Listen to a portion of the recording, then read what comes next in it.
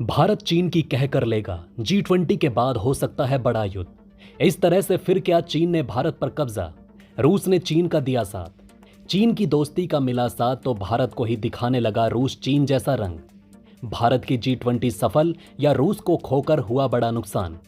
क्या भारत जानबूझकर जिनपिंग को G20 में नहीं बुला रहा है भारत? क्या सुरंग बनाकर हिमालय के नीचे से भारत में घुसा चीन? क्या फेल हो गया भारत का ब्रह्मोस और अग्नि 6? आखिर क्यों पुतिन पूरी तरह भारत के हाथों से बाहर जा रहे हैं? नमस्कार दोस्तों, आपका स्वागत है हमारे YouTube चैनल प्लैनेट 4 पर। दोस्तों, आज की इस वीडियो में आपको बताने वाले हैं कि रूस और भारत की दोस्ती में इतिहास की सबसे बड़ी समस्या आ गई है। भारत का दुश्मन आज रूस का सबसे अच्छा दोस्त बन चुका है और वो दुश्मन कोई और नहीं बल्कि चीन है। भारत के अरुणाचल प्रदेश और अक्साई चीन को अपने मैप में चीन ने अपना हिस्सा बताया। चीन की इस हरकत से चीन ने भारत को जंग के लिए ललकार दिया है। चीन ने भारतीय सीमा पर हाथापाई के बाद अब वो रूस के साथ मिलकर भारत में खून की होली खेलना चाहता है। रूस भी भारत का विरोध करके चीन के पाले में जा चुका है। G20 से पहले भारत को कई बड़े झटके लग चुके हैं।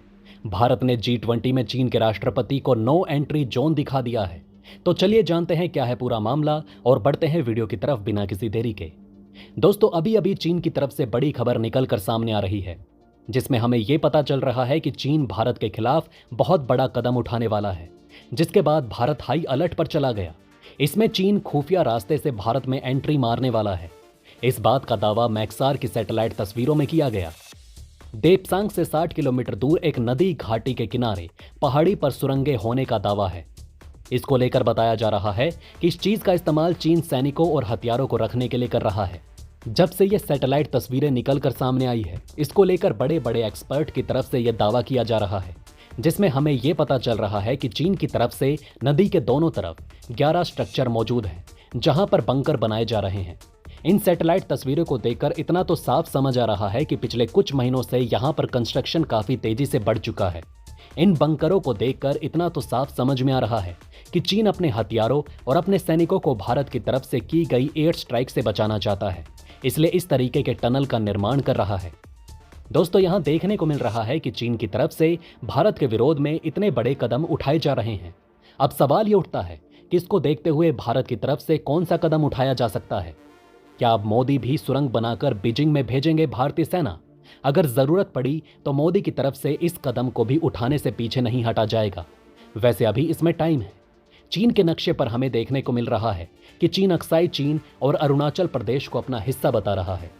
जिस तरीके से एक तरफ सीमा पर विवाद बढ़ाया जा रहा है, तो दूसरी तरफ भारत के हिस्से को अपना हिस्सा बताया जा रहा है। ये सभी चीज भारत और चीन के बीच के संबंध को और ज्यादा खराब कर रही है। इसको लेकर तो दावा ये तक किया जा रहा है कि चीन के जो हथियार होते हैं वो रखे रखे खराब हो रहे हैं। इसी के चलते हुए खूनी खेल खेलने के चक्कर में चीन दिखाई दे रहा है। वैसे तो हमें इससे पहले भी देखने को मिला है कि चीन की तरफ से ऐसे कई बड़े कदम उठाए गए, लेकिन इससे कोई भी फायदा नहीं होता। पूरी दुनिया ये बात जानती है कि अक्साई चीन और लद्दाख भारत का अभिन्न अंग है और हमेशा रहेगा। दोस्तों, खबर निकल कर आ रही है कि भारत में होने वाले G20 शिखर सम्मेलन में चीन के राष्ट्रपति दूरी बना सकते हैं। इसको लेकर भारत की तरफ से ये बात कही गई कि चीन के प्रधानमंत्री 9 से 10 सितंबर को दिल्ली में G20 में शिखर सम्मेलन में चीन का प्रतिनिधित्व कर सकते हैं। वैसे अभी इसको लेकर ना चीन के विदेश मंत्रालय की तरफ से ना भारत के विदेश मंत्रालय की तरफ से कोई बयान दिया गया।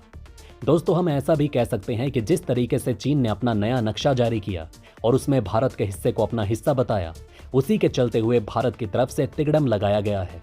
भारत सरकार ने जिनपिंग को G20 में घुसने से साफ मना कर दिया है।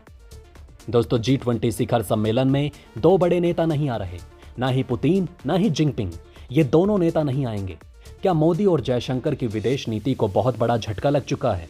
तो ऐसा नहीं है। हम एक नजरिए से देखें तो हमें इसका फायदा भी मिल सकता है। एक तरफ तो चीन का विवाद हमारे साथ चल ही रहा है और उसने अभी भारत से सीधा विरोध कर लिया है। ऐसी स्थिति में चीन अगर भारत के G20 में नहीं आएगा तो पूरी दुनिया को लगेगा कि भारत ने चीन को अपना गुस्सा दिखाया है। इस चीज से पूरी दुनिया में भारत की ताकत दिखाई देगी। वहीं अगर हम पुतिन की बात करें तो पुतिन और भारत के प्रधानमंत्री नरेंद्र मोदी ने फोन पर पहले ही बातचीत कर ली है, जिसमें यह बात की पुष्टि हो चुकी है कि पुतिन भारत में G20 की बैठक में नहीं आएंगे, बल्कि रूस की तरफ से रूस के विदेश मंत्री इस बैठक में मौजूद होंगे। पुतिन के न आने की वजह युद्ध का होना है। इससे भारत के विदेश नीति को बिल्कुल भी ठेस नहीं पहुंची। कुछ लोग तो यहां तक बोलते हुए नजर आ रहे हैं कि क्या भारत का G20 सफल नहीं हो पाएगा। तो इसको लेकर आपको बता दें कि भारत का G20 सफल होगा, इसका अंदाजा आप यहीं से लगा सकते हैं कि इस बैठक की वजह से ही अमेरिका के राष्ट्रपति जो बाइडन भारत आकर इतिहास रच देंगे। और ये पहले ऐसे अमेरिकी राष्ट्रपति होंगे जो कि 4 दिनों के दौरे पर भारत आएंगे। एक तरीके से हमें ऐसा भी देखने को मिल रहा है कि भारत और रूस की दोस्ती के बीच में दरार पैदा हो रही है। एक तरफ तो G20 की बैठक में पुतिन नहीं आ रहे, तो वहीं दूसरी तरफ खबर यह भी निकल कर आ रही है कि इस समय पुतिन चीन के दौरे पर जाएंगे। अब यहां पर सवाल ये निकल कर आ रहा है कि आखिर क्यों पुतिन पूरी तरह भारत के हाथ से बाहर जा रहे हैं। एक तरफ पुतिन का भारत ना आना भारत के लिए गहरी चोट है, वहीं दूसरी तरफ ऐसे समय में उनका चीन जाना भारत के घाव पर नमक छिड़कने जैसा है। यहां पर पुतिन ने भारत के जबान की वैल्यू ना रखते हुए पूरी दुनिया में चर्चा का विषय बन चुके हैं। भारत जैसे देश को पूरी दुनिया पसंद करती है, जो नहीं पसंद करता वो केवल चीन और पाकिस्तान है और इनके कुछ मित्र देश हैं। लेकिन भारत को किनारे करते हुए रूस का चीन की तरफ बढ़ना अच्छा संकेत नहीं है। चीन का रुख भारत को लेकर सीमा पर ठीक नहीं।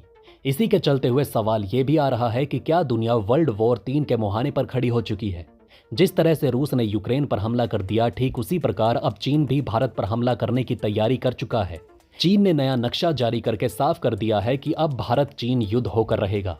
उधर जिस तरह से पुतिन चीन जा रहे हैं, वो जिनपिंग के साथ भारत पर हमले का प्लान बना सकते हैं। ऐसे ख्याल भी कितनों के मन में आ रहे होंगे, पर यह इतना आसान नहीं है। ये बात तो सच है कि वर्ल्ड रिलेशन में कोई किसी का सगा नहीं होता, लेकिन एक तरफ तो रूस पहले से ही युद्ध में फंसा हुआ है और अपना काफी नुकसान भी करा चुका है, तो इसके चलते हुए रूस दोबारा से इतनी बड़ी गलती नहीं करेगा। वैसे इस विषय में आपका क्या कहना है? आप अपनी राय हमें नीचे कमेंट करके जरूर बताइएगा। जय हिंद, जय भारत।